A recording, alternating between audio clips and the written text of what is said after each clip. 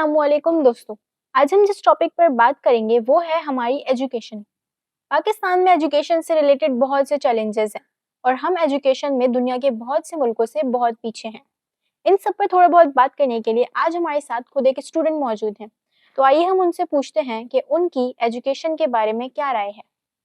क्या हाल है आपके, कैसी हैं आप?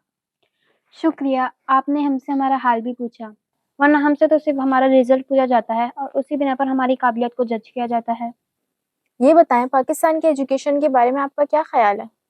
पाकिस्तान की एजुकेशन दुनिया के दूसरे नंबर पे आती है। वो कैसे? पाकिस्तान का सेकंड हाईएस्ट रेशियो है उन बच्चों का जो स्कूल जाते ही नहीं, तो हुआ ना हमारा एजुकेशन सिस्टम सेकंड नंबर पर। हमारी गवर्नमेंट तो बहुत काम कर रही है एजुकेशन के लिए। जी हाँ, 2 से 3% मिल जाता है जीडीपी का एजुकेशन को, तभी हमारा सिलेबस भी आउटडेटेड है। कोई प्रैक्टिकल एजुकेशन नहीं और ना ही हम अपने स्कूल सिस्टम में टेक्नोलॉजी का यूज़ करते हैं। तमाम स्कूल्स ये दावा करते हैं कि वो बेस्ट टीचर्स हायर करते हैं। क्या आप स्कूल की पढ़ाई से सेटिस्फाइड हैं? आप मुझे ये बताएँ, अगर आप बीमार हैं और आप डॉक्टर के पास जाती हैं, तो डॉक्टर आपको देखकर गुस्सा करेगा या वो आपको इलाज करेगा? ऑब्वियसली वो मेरा इलाज करेगा। तो फिर जब पेरेंट्स अपने बच्चों को स्कूल पढ़ने के लिए भेजते हैं, तो स्कूल वाले उनसे ये क्यों कहते हैं कि आप अपने बच्चों पर तवज्जो दें और उनको ट्यूशन्स और कोचिंग क्लासेस में एडमिशन दिलवाएँ? अगर हमें ये सब कुछ करना है, तो ये स्कूल वाले क्या करते हैं? चलिए ये बताएं कि आपके स्कूल के प्रिंसिपल और टीचर्स कितनी कोऑपरेटिव हैं? जी, वो प्रिंसिपल्स और टीचर्स कम पुलिस ज़्यादा लगते हैं। वो कैसे? वो ऐसे कि खुद तो आपसे सवाल पूछ सकते हैं, लेकिन आप उनसे कोई सवाल नहीं पूछ सकते। जैसे ये कैसे हुआ? इसका क्या फ़ायदा हो सकता है? इसे कैसे हम अपनी प्रैक्टिकल लाइफ़ में यूज़ कर सकते हैं? वगैरह-वगैरह। आजकल तो ऑनलाइन क्लासेस का भी बहुत ट्रेंड है। क्या आप ऑनलाइन क्लासेस अटेंड करती हैं? जी, लेकिन ऑनलाइन क्लासेस में नींद बहुत अच्छी आती है। क्या ऑनलाइन क्लासेस का कोई फ़ायदा होता है? फ़ायदा? फ़ायदा कैसे होगा? कभी लाइट नहीं तो कभी इंटरनेट, और जब ऑनलाइन क्लास के बाद सब कुछ खुद से ही करना पड़ता है, तो ऑनलाइन क्लासेस का क्या फ़ायदा? चलिए ये बताएं कि एग्जाम्स की तैयारी के लिए क्या फ़ॉर्मूला यूज़ करती हैं आप? बोर्ड में आपका कोई जानने वाला है? नहीं तो? क्यों? बस यही फ़ॉर्मूला है कि हमारे एक अंकल बोर्ड में हैं, तो वहाँ से पता चल जाता है कि अगले दिन एग्ज़ाम में क्या आने वाला है। क्या आप स्कूल जाने के लिए स्कूल वैन यूज़ करती हैं? वैन? उसे वैन ना कहें बल्कि मुर्गियों का डरबा कहें। बच्चों को तो उसमें ऐसे ठोसा जाता है जैसे डरबे में मुर्गियों को। आपको लगता है कि आजकल बच्चे भी पढ़ाई में मेहनत नहीं करते? नहीं, नहीं, ऐसा नहीं है।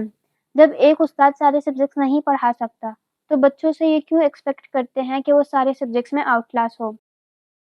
हो सकता है जो बच्चा पढ़ाई में कमज़ोर हो, वो किसी स्पोर्ट्स में आउट क्लास हो, या तो वो आर्ट्स, म्यूज़िक और टेक्नोलॉजी का शौक रखता हो। ये भी तो एजुकेशन की ही फ़ॉर्म है।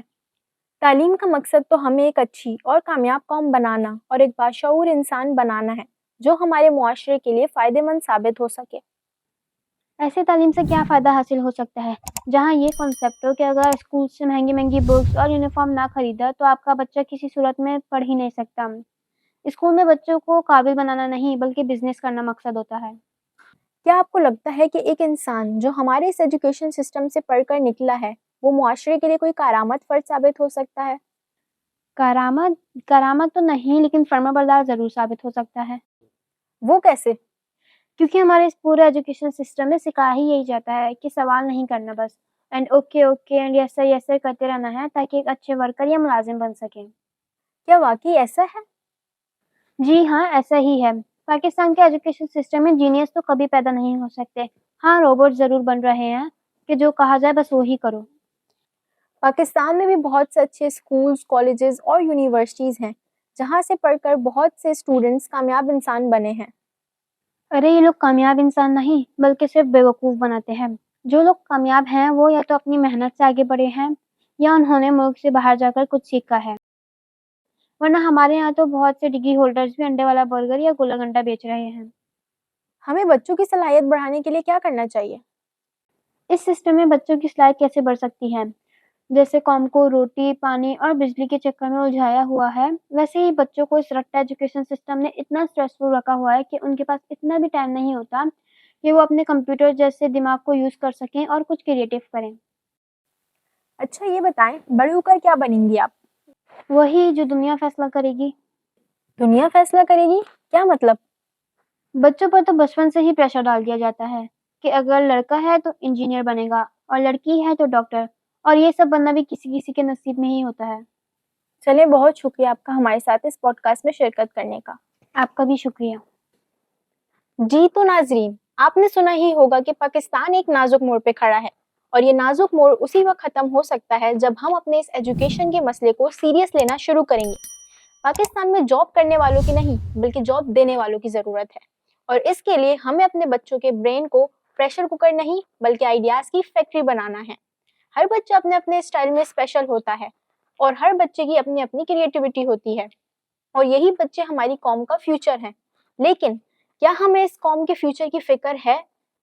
अपनी राय का इज़हार कमेंट में ज़रूर कीजिएगा और चैनल को ज़रूर सब्सक्राइब करें। आपको हमारी ये कोशिश कैसी लगी ज़रूर बताइएगा। अल्लाह हाफ़िज़।